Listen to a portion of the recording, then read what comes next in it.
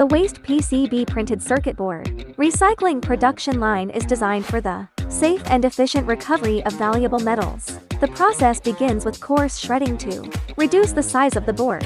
This is followed by a two-stage process of fine pulverization, which liberates the metal components from the non-metallic substrate. The resulting mixed powder then enters a sophisticated multi-stage separation phase. A magnetic separator first removes ferrous metals. The remaining material is processed via an air separator or specific gravity separator to isolate light plastic and fiberglass fragments. The core stage is high-voltage electrostatic separation, which exploits the difference in electrical conductivity between metals like copper, tin and gold and non-metals. This efficiently separates the concentrated metal mixture from the non-metallic powder. The entire system is fully enclosed and equipped with a high-efficiency pulse dust collection system, ensuring zero pollution, high metal recovery rates, and environmental safety.